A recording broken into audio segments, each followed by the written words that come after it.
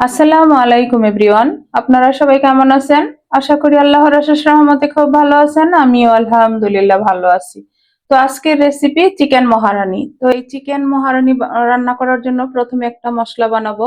এর জন্য এই যে হাফ চামচ নিছি ধনে, হাফ চামচ জিরা, একটা স্টার অ্যানিস, 4-5টা এলাচ, 3 টুকরা দারুচিনি আর 10-15টা গোলমরিচ, কালো গোলমরিচ। বাস এটা একটু হালকা আছে ভেজে নিব, ভেজে তারপর আমি গুঁড়া করে নিব।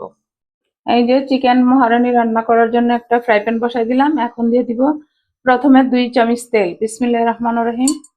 দিব 30 গ্রাম বাটার। দিয়ে প্রথমে বাটারটাকে একটু মেল্ট করে নিব।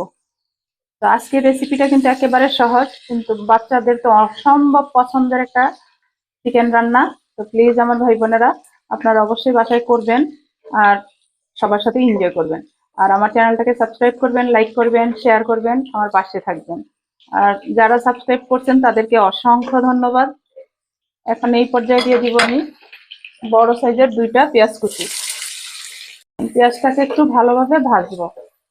দিব 3টা ছোট সাইজের তেজপাতা। আর এখানে আর অন্য কোনো গরম মশলা দিব না আমি, কারণ আমি তো সব মশলাগুলো একসাথে গুঁড়া করে নিছি। আর আস্তটা দিতে হবে না। স্বাদ মতো দিব লবণ। 2 চামচ দিব আদা রসুন পেস্ট। 1 চামচ দিব মরিচ গুঁড়া। এখন ঝাল যে যতটুকু খান অতটুকু দিয়ে নিবেন। আর হাফ চামচ দিব হলুদ গুঁড়া। চামচ দিব ধনে গুঁড়া। আর হাফ চামচ জিরা গুঁড়া এখনই দিয়ে দিব আমি। এই যে ছোট চামচ দিয়ে দিলাম। দিয়ে এখন মশলাটাকে ভালোভাবে কষাই নিব। মশলাটা কষানো হয়ে গেল।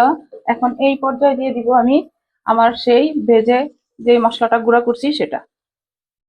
একেবারে ঘরোয়া উপকরণেই আজকে আমি এই চিকেন মহারানিটা রান্না করে নিব। দেখেন মাশাআল্লাহ, অনেক সুন্দর ফ্লেভার চলে আসছে। আপনারা অবশ্যই বাসায় বানাবেন। আশা করি নিরাশ হবেন না, অনেক ভালো লাগবে এই রেসিপিটা। এখন এই পর্যায়ে দিয়ে দিব আমি 1 কেজি ওজনের একটা চিকেন, কেটে ধুয়ে পরিষ্কার করে নিচ্ছি সেটা। এই যে এখন এই যে মশলাটার সাথে চিকেনটাকে ভালোভাবে একটু কষাই নেব। ঢাকনা দিয়ে আমি চিকেনটাকে মশলার সাথে ভালোভাবে কষাই নিলাম। আর আমার চুলার আঁচটা কিন্তু এখনো হাই ফ্লেমে রাখছি। কষানোর সময় হাই ফ্লেমে রাখলে চিকেন থেকে আর পানি ছাড়বে না। এই যে এখানে আমি 2 চামচ টক দই আর 10-12টা কাজু বাদাম এইভাবে পেস্ট করে নিছি। এখন এই পেস্টটা দিয়ে দিব উপর দিয়ে, দিয়ে আবার একটু মিশাই দিব। একেবারে অল্প উপকরণই কিন্তু এই রান্নাটা হয়ে যায়। এখন এই কাপটা ধুয়ে 1 কাপ পানি দিয়ে দিলাম। এই যে ঝোলের পানিটা দিয়ে দিলাম। এখন আপনারা যদি একটু বেশি রাখতে চান তাহলে আর একটু বেশি দিবেন ঝোলের পানি। আর চিকেন মহারানি কিন্তু একটু মাখো মাখোই হয়, ঝোল কম দেয় ভালো। এখন ঢাকনা দিয়ে মাংসটা রান্না করে নিব। এই যে ঝোলের পানিটা দিয়ে দিলাম। এখন আপনারা যদি একটু বেশি রাখতে চান তাহলে আর একটু বেশি দিবেন ঝোলের পানি। আর চিকেন মহারানি কিন্তু একটু মাখো মাখোই হয়। এখন ঢাকনা দিয়ে আমি চিকেনটাকে রান্না করে নিব। এই যে দেখেন মাশাআল্লাহ, অলমোস্ট হয়ে গেছে আমার চিকেন মহারানি রান্না করা। এখন এই পর্যায়ে দিব আমি চিনি। 1 চামচ চিনি দিয়ে দিলাম স্বাদের ব্যালেন্স করার জন্য। আর দিব 2 চামচ গুঁড়া দুধ। এখন এই দুধটা ভালোভাবে নেড়ে আমি চিকেনটার সাথে মিশাই দিব। এই পর্যায়ে দিয়ে দিব 5টা কাঁচামরিচ। দিয়ে এর উপরে দিয়ে দিব আমি 1 চামচ কাসুরি মেথি। আর চিকেন মহারানি রান্না করার সময় কিন্তু অবশ্যই কাসুরি মেথি দিতে হবে। এই যে এইভাবে একটু এই যে দিয়ে দিলাম। আর দিব ধনেপাতা।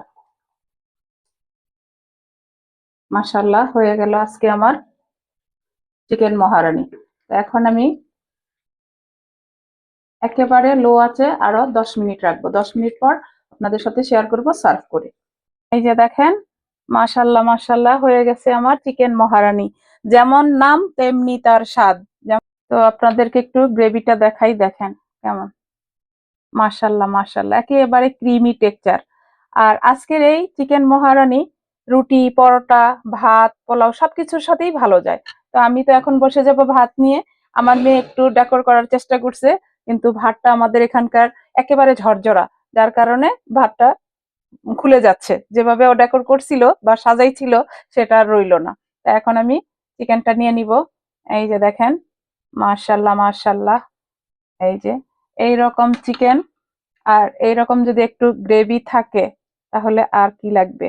এই যে আরেকবার নেই।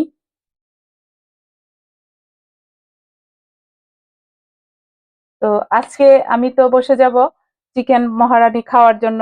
আমার প্রিয় ভাই বোনেরা, আপনারাও বাসায় বানান, খান, খেয়ে আমাকে কমেন্টসে জানান যে আজকে রেসিপিটা আপনাদের কাছে কেমন লাগলো।